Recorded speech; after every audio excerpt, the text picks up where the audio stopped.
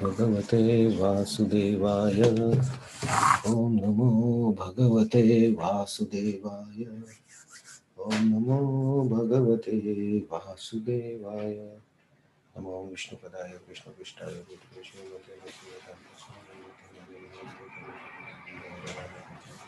विशेष शून्यवती पाश्चात्य देश तारिणी। जय श्री कृष्ण चैतन्य प्रभु नित्यानंद श्री अद्वैत गदाधर श्रीवासदि गौर।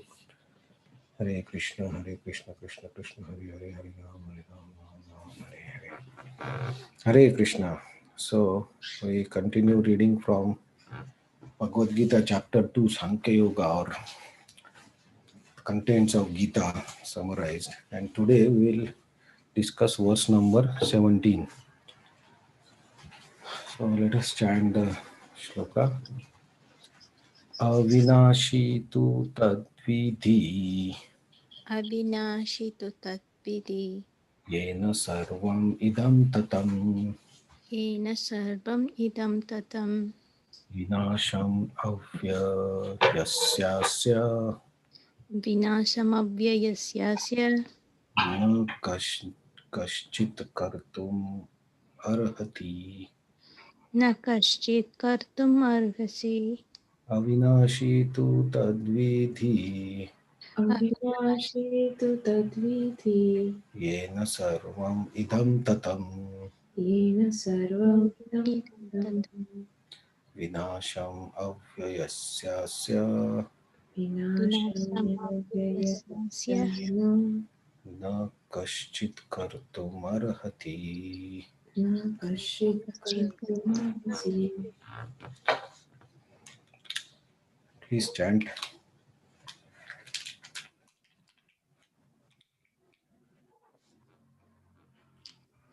Avinashi tu tatvidhi yena sarvam idam tatam vinasamavyayasya na kaschit kartum arhati. अविनाशी तु तद्विद्धि येन सर्वम् इदं ततं विनाशमव्ययस्यास्य न कश्चित् कर्तुम् अर्हति।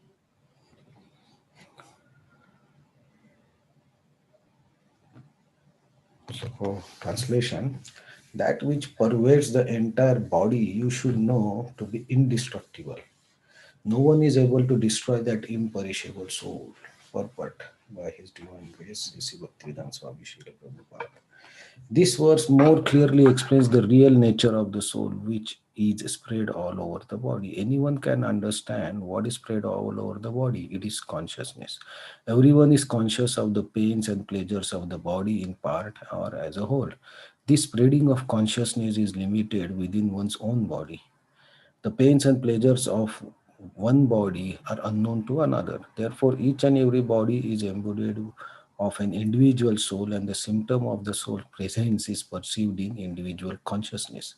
This soul is described as 1/10 part of the upper portion of the hair point inside. In Svetasvatara Upanishad, it confirms when the upper point of the hair is divided into 100 parts, and again each of such part is further divided into 100 parts, each such part is the measurement of dimension of the spirit soul. Similarly, the same version is stated: there are innumerable particles of spiritual items which are measured as 1/10,000 of the upper portion of the hair. Therefore, the individual particle of spirit soul is a spiritual atom smaller than the material atom, and such atoms are innumerable. This very small spiritual spark is the basic principle of the material body, and the influence of such a spiritual spark is spread all over the body as the influence of active principle of some medicine spreads throughout the as the influence of the active principle of some medicine spreads throughout the body. This current of spirit soul is felt all over the body as consciousness. And that is the proof of the presence of the soul. Any layman can understand that material body minus consciousness is a dead body. And this consciousness cannot be revived in the body by any means of material administration. Therefore, consciousness is not due to any amount of material combination, but to the spirit soul. In Kunda Upanishad 3.1.9, the measurement of the atomic spirit soul is further explained. Mm. The soul is in atomic in size and can be perceived by perfect intelligence. This atomic soul is floating in the five kinds of air: prana, apana, vyana, samana, udana. Is situated within the heart and spreads its influence all over the body of the embodied living being. When the soul is purified from the contamination of the five kinds of material air, its spiritual influence is exhibited. The Hatha Yoga system is meant for controlling the five kinds of air, encircling the pure soul by different kinds of sitting postures, not for any material profit, but for liberation of the minute soul from the entanglement of material atmosphere. So, the constitution of atomic soul is admitted in all Vedic literatures, and it is also actually felt in the practical experience by any sane man. Only the insane man will think of this atomic soul as all pervading Vishnu Tattva. The influence of the atomic soul can be spread all over the particular body. According to Mukunda Upanishad, this atomic soul is situated in the heart of every living entity, and because the measurement of the atomic soul is beyond the power of appreciation of material scientists, some of them assert foolishly that there is no soul. The individual atomic soul is definitely there in the heart along with the super soul. And thus, all energies of the bodily movement are emanating from this part of the body. The corpuscles, which carry oxygen from the lungs, gather energy from the soul. When the soul passes away from this position, the activity of the blood generating fusion ceases. Medical science accepts the importance of red corpuscles, but it cannot ascertain that source of energy is the soul. Medical science, however, does admit the heart is the seat of all energies of the body. Such atomic particles of the spirit whole are compared to the sunshine molecules. In the sunshine, there are innumerable radiant molecules. Similarly, the fragmental part of the Supreme Lord are atomic spark of the rays of the Supreme Lord, called by the name Prabha or superior energy. So, whether one follows the Vedic knowledge or modern science, one cannot deny the existence of the spirit soul in the body. The science of spirit soul is explicitly described in Bhagavad Gita by personality of Godhead himself. So here Krishna is continuing his instruction to Arjuna to remove his ignorance. So yesterday's yesterday or two three shlokas we have seen that Krishna is describing what is permanent and what is temporary. So he mentioned that the material body is temporary and the soul, uh, Dehinam, the soul is eternal. And Arjuna should not think that if he kills Bhishma and Drona, they will be killed. Their body will be killed, but as a particle, as a soul, they will continue to exist. So here he is stressing this point further, the, that no one is able to finish or kill the soul. It's indestructible, it's imperishable. Uh, So he's tracing this point with two words, Vinasham and Avyayasya. So no one is able to destruct or finish the soul. And another main point is Yena Sarvam Idam Tatam. So Tatam means pervaded. So this soul has is pervading uh, Sarvam, means here the Sarvam means the body, because the discussion is going about the body and the soul from the point Krishna started the instruction. So here, Sarvam means not the whole, the universe, but it's the talking about the body, and it's how it is pervaded. It is pervaded by the consciousness. So,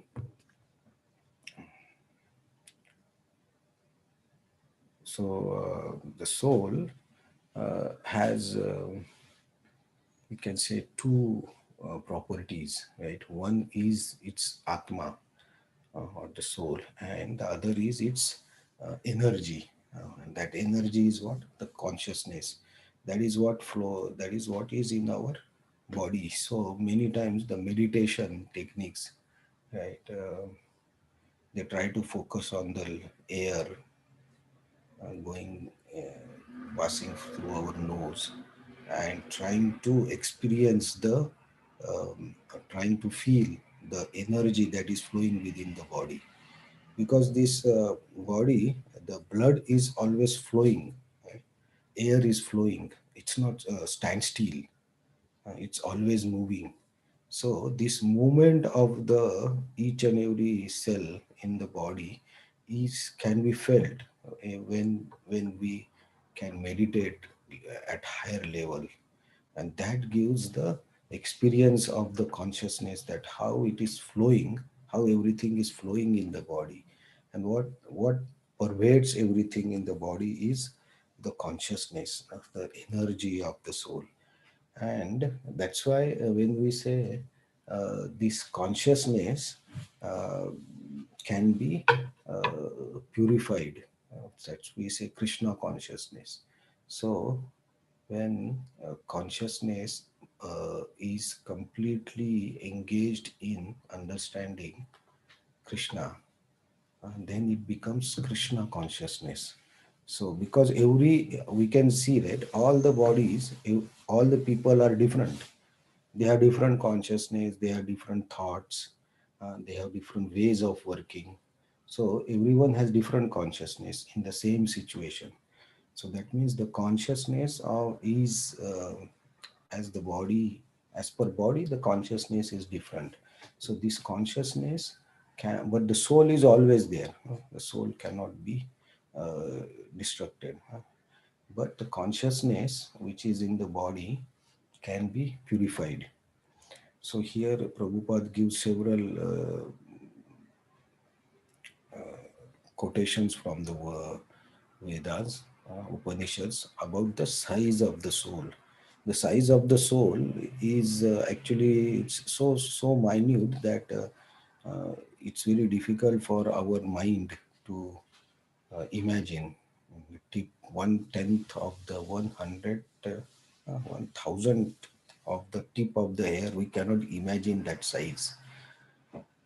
That's why it is such a small size, it cannot be. So Krishna will give some more examples to Arjuna to tell him that even if the body of any soldier on the Kaurava side is killed, the soul cannot be killed. It can, because the size is so small and it pervades everything. Right? So soul's energy pervades everything. So nobody can pervade the soul. Generally, just to understand this, um, when we say a person died by uh, water, sinking or going down in the water, or flood in the river or well. So, what is that process? Actually, the water enters the body, and the water element covers all other elements, and then the uh, body finishes. Or when the fire covers everything, then fire will uh, overpower all other elements: earth, water, fire, air, ether. So or the bullet goes into the body, the gas, water, chemical gases are coming out, and that will pervade all the material elements of the body, and then the body will finish. But the soul's size is so small that nothing can penetrate it. It's so small, no weapon, no fire, water, nothing can penetrate it, or nothing can cover it.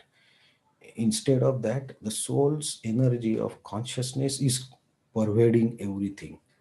So it cannot be finished by anything. So Krishna here is telling Arjuna that the properties of the soul that cannot be, it's indestructible. So you should not lament for the destruction of the body of Bhishma, Drona. So this is experience. So when we say how to experience soul, people sometimes have this question, right? So the soul can be existence of the soul, the proof of existence of the soul is consciousness. So once the consciousness is gone, then the soul is gone. Because here Krishna himself is telling, and there are several references how the soul pervades the body by consciousness. So that we experience each and every moment, right? So just we have to observe that, yes, by consciously when we see that, yes, I'm alive, means there is living force. And that living force is the consciousness. And the consciousness is coming from the soul. So this way, these few verses, Krishna will explain the constitution of soul. That's why that is what we call the Sankhya philosophy, the properties of the soul.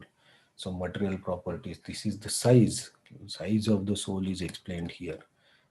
So that is one of the property, and then the qualities of the soul will be the indestructible. It's a quality, is imperishable, it's quality.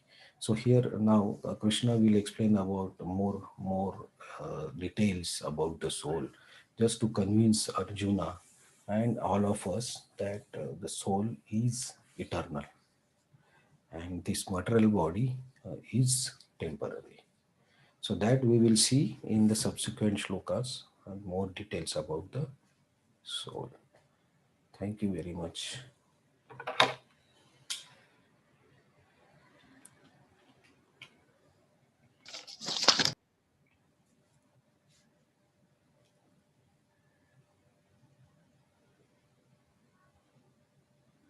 Can you explain how we can experience the consciousness, or how we can perceive the consciousness within the body?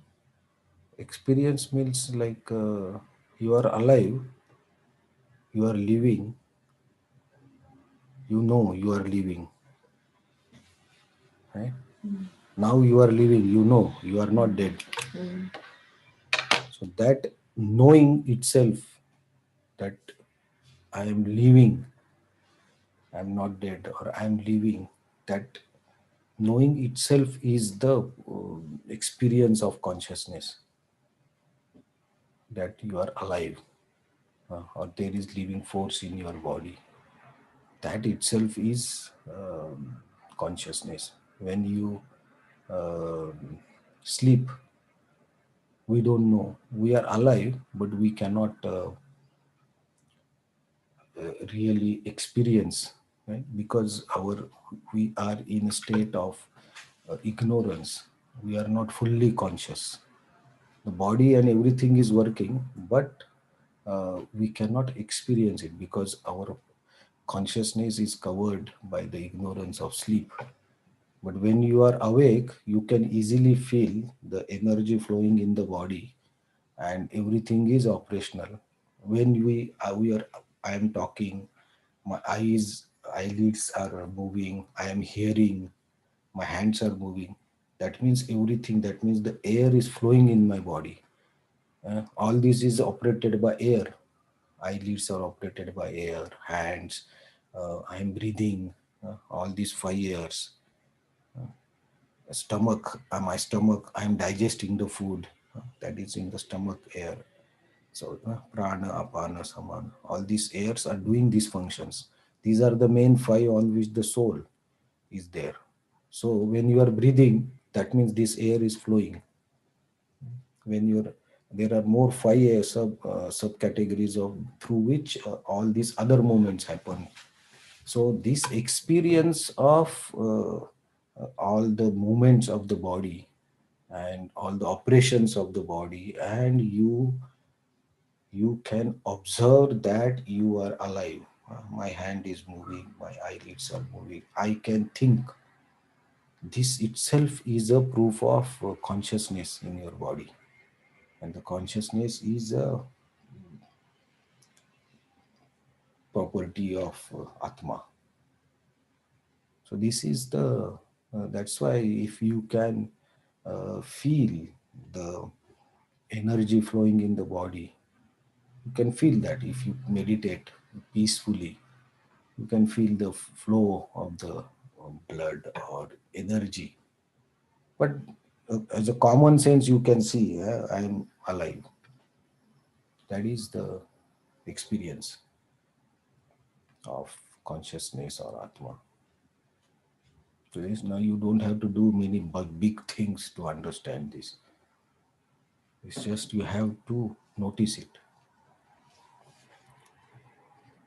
The purpose of yoga is to know our consciousness, but the purpose of bhakti yoga is to know the supreme consciousness. Like when that stage will come, that we understand that our consciousness is coming from supreme consciousness, from So Krishna. when we purify our consciousness that I am not material body, what Krishna is trying to tell, and then you will understand that I am getting my energy from something. That is the supreme consciousness. That is the Paramatma from which I am understanding everything. Krishna says, as a Paramatma, I am giving remembrance, knowledge, forgetfulness, everything. Krishna tells that. So when we understand and we not understand, we get convinced that I am not this body. That time, the next step will be we will try to understand from where this is coming. So it takes time. It depends on our consciousness, how we have to see, how we observe. We can feel that every moment that I am alive.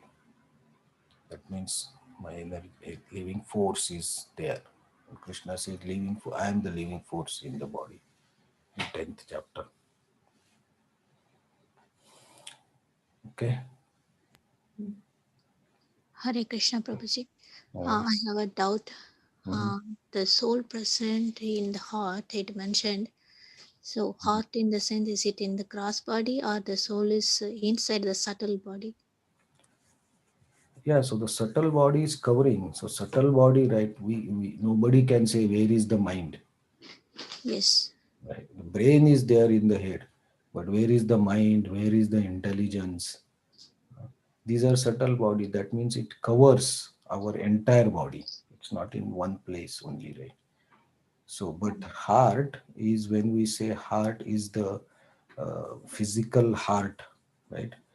Oh, So, heartbeats, when we say heartbeats, that is the physical thing that is beating, right? From where the all the flow of the blood and oxygen starts, right?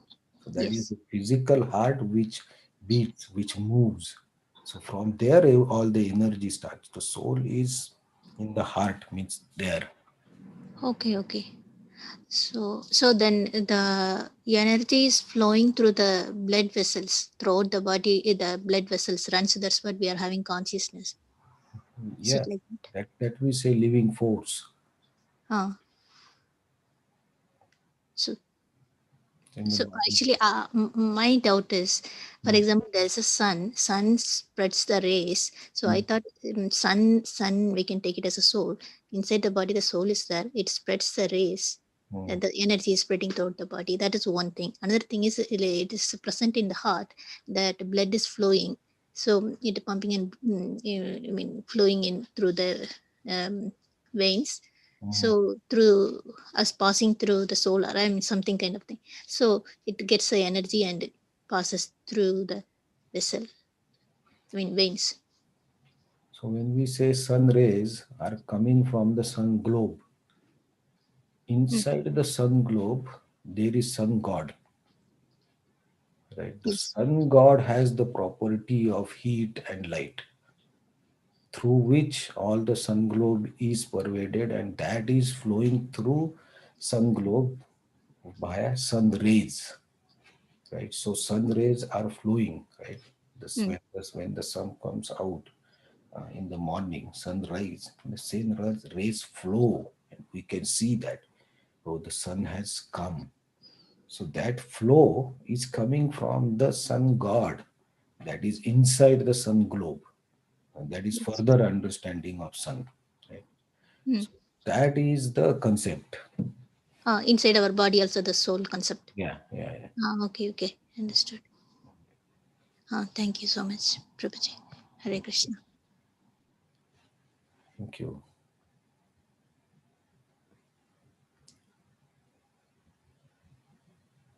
Okay. Hare Krishna, thank you. Hare Krishna. Thank you very much. It's very interesting.